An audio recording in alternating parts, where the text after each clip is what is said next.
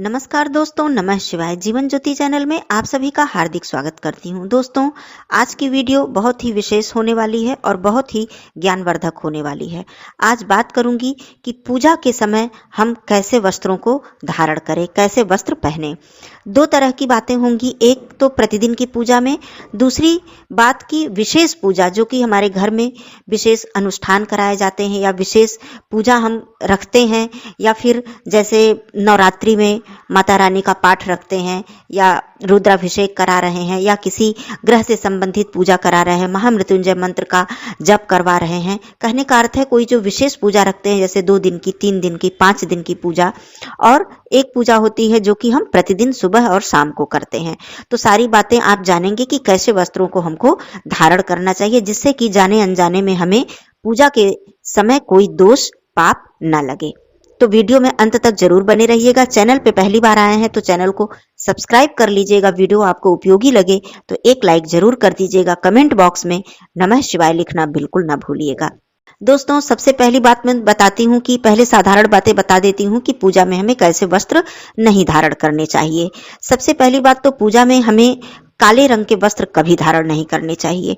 कहा जाता है कि शिव जी की पूजा में काले रंग के वस्त्र धारण नहीं करने चाहिए, लेकिन मैं यहाँ बता देना चाहती हूँ कि किसी भी पूजा में, चाहे आप किसी भी देवी देवता की पूजा करें, किसी भी दिन पूजा कर रहे हैं, चाहे सोमवार से लेकर रविवार तक, किसी भी समय काले वस्त्र पहन के आप पूजा बिल्कुल ना करें। ये बिल्कुल ही हमारे धर्म के विरुद्ध है और हमारे धर्म में काले वस्त्र पहन के पूजा नहीं किया जाता। दूसरी बात, कभी भी गंदे वस्त्र पहन के पूजा ना करें।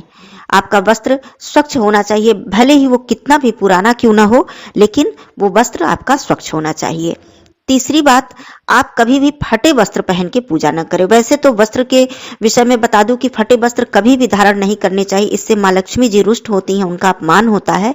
लेकिन पूजा के समय विशेष ध्यान रखें, चाहे भाई हो या बहन हो, जो भी माताएं बहनें हों, फटे वस्त्र पहन के कभी भी पूजा ना करें। दूसरी बात, यदि आपका वस्त्र जल गया है, कहीं भोजन बनाते समय या किसी भी तरह से वस्त्र कभी कभी थोड़ा बहुत जल जाता है, माताओं बहनों की साड़ियां हुई या कोई भी वस्त्र हुए, तो आप जले हुए वस्त्र पहन के, क्योंकि जला हुआ वस्त्र पहनना वैसे भी अशुभ माना जाता है, यदि संभव हो तो उस वस्त्र को वैसे भी आप धारण न करें, लेकिन पूजा के समय विशेष ध्यान दें कि आप जले हुए वस्त्र ना पहने। दूसरी चीज, आप जिस वस्त्र को पहन के आपने भोजन किया है या जिस वस्त्र को पहन के आप बाथरूम गए हैं, शौच गए हैं या फिर कहीं बाहर गए हैं, जैसे मार्केट वगैरह गए हैं, तो इस तरह के वस्त्रों को पहन के भी आप पूजा ना करें। हमेशा धुले हुए स्वच्छ वस्त्र पहन के पूजा करें।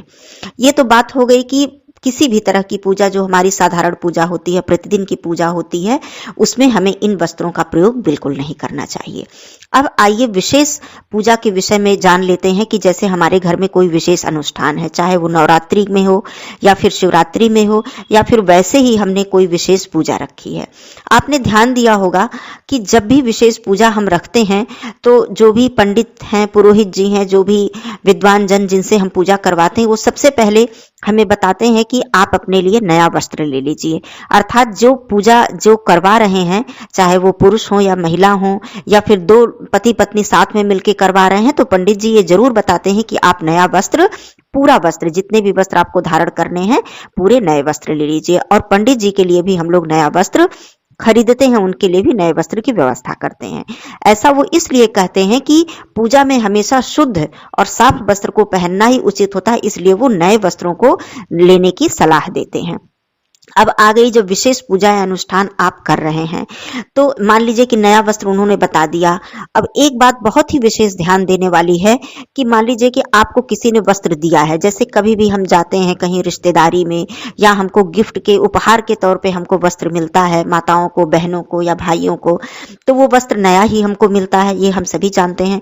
तो जब हमें पूजा रखनी है घर में, तो हमने सोचा ये तो नया वस्त्र हमें देखिए किसी ने दिया था और इसी को पहन के हम पूजा कर लेंगे। बहुत लोग ऐसा करते भी होंगे, लेकिन अगर सत्य बात कहूं, सही मायने में बात कहूं, तो ऐसा करना उचित नहीं। किसी का दिया हुआ वस्त्र पहन के हमें विशेष पूजा, अनुष्ठान, हवन या कोई पाठ हमें नहीं करवाना चाहिए। जब भी चाहे आप सस्ते ही वस्त्र खरीदिए, आपके पास जितनी भी बजट है, जितना भी पैसा, लेकिन उसी हिसाब से आप वस्त्र अपना लीजिए। कोई जरूरी नहीं कि बहुत ही महंगे वस्त्र आप खरीदेंगे तभी आप पूजा अनुष्ठान में बैठें, लेकिन किसी के दिया हुआ किसी का वस्त्र जो होता है उसको पहन के आप विशेष पूजा अनुष्ठान अपने घर में आयोजित ना करें। आप अपने लिए अपने ही पैसों से वस्त्र जरूर खरीदें। जैसे कि आपने ये भी सुना होगा कि पूजा में कोई भी जैसे भोग प्रसाद कोई सामग्री हम किसी दूसरे की खरीदी हुई या किसी दूसरे का दिया हुआ इस्तेमाल नहीं करते हैं, प्रयोग नहीं करते हैं। उसी प्रकार से वस्त्रों के विषय में भी ये नियम है कि उस समय आप अपने ही खरीदे हुए वस्त्र को धारण करें। अब बात आती है कि विशेष पूजा अनुष्ठान में आपने मान लीजिए वस्त्र खरीदा, तो वस्त्र को जब आपने खरीद लिया तो तुरंत ही उस वस्त्र को, चाहे आपने वैसे खरीदा उसे सिलवाया, ऐसे भी जो भी जैसे जिसकी पसंद होती है, कोई रेडीमेड पहनता है, कोई सिलवा के पहनता है, या माताएं बहनें जो साड़ियों में फॉल लगवाती हैं, ब्लाउज बनवाती हैं, तो ऐसे वस्त्र आप सोचे कि ये नया ही है, अभी हमने यूज तो किया नहीं है और इसको ऐसे ही पहन ले। कभी ऐसे वस्त्र नहीं पहने। मार्केट से आप खरीद के ला रहे हो या फिर आप उसे सिलवा के ला रहे हो, उसे एक बार पानी से ही धुलकर, आप जल से ही उसे स्वच्छ करें, धुलकर ही धारण करें। मान लीजिए कि कहीं ऐसी परिस्थिति है कि धुलने का समय नहीं है, आप तत्काल लाए और आपको पूजा में बैठना है। ऐसी परिस्थिति में क्या करें? ऐसी परिस्थिति में ये नियम है कि आप पहली बात तो उसमें गंगा जल से छिड़काव करें और फिर उसमें चारों कोनों पर या 2-4 जगह 5 जगह हल्दी जरूर लगा दें। किसी विशेष परिस्थिति की मैं बात कर रही हूं, नहीं तो आप वस्त्र को धुलकर ही फिर आप धारण करें। अब बात आती है कि मान लीजिए आपके घर में विशेष पूजा है, पूरे दिन की है, कभी कभी पूरे दिन सुबह से शाम तक की होती है, कभी कभी ऐसी भी पूजा हमारे घर में आयोजित की जाती है जिसको कि 3 दिन 5 दिन रखा जाता है। नवरात्रि में मान लीजिए आपने माता जी का पाठ घर में रखवाया है तो ये 9 दिन का होता है, या स्वयं आप 9 दिन माता जी का पाठ कर रही हैं। ऐसे में आपका क्या नियम है, क्या नियम होना चाहिए वस्त्रों के विषय में, आइए जानते हैं।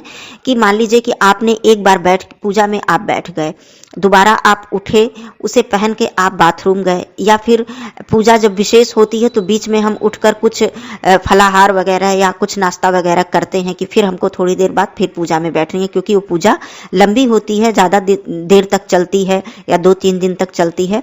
तो उसे पहन के आपने भोजन कर लिया या बाथरूम चले गए, शौच चले गए, तो ऐसे वस्त्र पहनकर आप पूजा में फिर ना बैठें। इस बात का आप ध्यान अवश्य दें। दूसरी बात आ गई कि मान लीजिए कि आप पूजा में बैठे हैं, आपको उठकर कहीं बाहर मार्केट जाना है, मार्केट गए, कोई सामान खरीदे, क्योंकि पूजा वगैरह में अक्सर ऐसा होता है कि हमें बार बार बाहर जाना पड़ता है, सामग्री कुछ कम पड़ जाती है तो लेने जाना पड़ता है। मान लीजिए कोई और नहीं है तो स्वयं आपको ही पूजा, थोड़ी देर के लिए पूजा बीच में रुकी तो आपने सोचा कि ये चीज मैं जाके खरीद लाऊं। अब आप मार्केट गए, मान लीजिए कहीं थोड़ी समय लग गया, वहां पे कई लोगों से मिले, कई तरह का वो हुआ, तो विशेष नियम तो यही है कि आप उस वस्त्र को उस समय उतार दें और दूसरा वस्त्र धारण करके आप मार्केट वगैरह जाएं। नियम यही है। जब आप वहां से आते हैं बाजार से, तब हाथ पैर धुलें और वस्त्र को निकालें और फिर वही स्वच्छ वस्त्र पहनकर फिर आप पूजा में बैठें।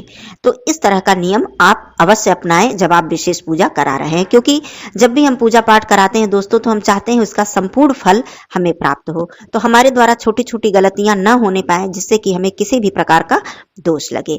अब बात आती है कि पूजा में जब हम बैठते हैं, विशेष पूजा अनुष्ठान करते हैं, तब हमें जो वस्त्र पहन के हम बिस्तर में लेट गए हों, सो गए हों, मान लीजिए कि समय मिला तो हमने सोचा कि अब थोड़ा आराम कर लेते हैं 1 घंटे, फिर उठ के हम पूजा करेंगे। तो देखिए नियम बहुत सारे हैं, क्योंकि जब हम विशेष पूजा करा रहे हैं उसे विशेष फल की प्राप्ति के लिए करा रहे हैं, शुभ फल हमें प्राप्त हो, या किसी विशेष मनोकामना को पूरी करने के लिए करा रहे हैं, या फिर किसी अपने परिवार के स्वास्थ्य लाभ के लिए करा रहे हैं। तो कहने का अर्थ है कि भगवान से हम यही प्रार्थना कर रहे हैं कि इस पूजा में हमसे कोई गलती या त्रुटि न होने पाए और प्रभु हमारी पूरी पूजा स्वीकार करें और हमको मनोवांछित फल प्रदान करें। तो हमें इन बातों का भी ध्यान रखना जरूरी है। तो आप इस बात का भी ध्यान रखिए, क्योंकि देखिए बिस्तर जो होता है वो अशुद्ध होता है, ये हम सभी जानते हैं, क्योंकि ये भी नियम है कि बिस्तर में बैठ के हमें कभी भी भोजन नहीं करना चाहिए, क्योंकि बिस्तर अशुद्ध होता है। तो उस वस्त्र को पहन के आप उसी बिस्तर में जाकर सो गए, फिर उठे वही वस्त्र पहन के पूजा में बैठ गए, ये बिल्कुल नियम के विरुद्ध है।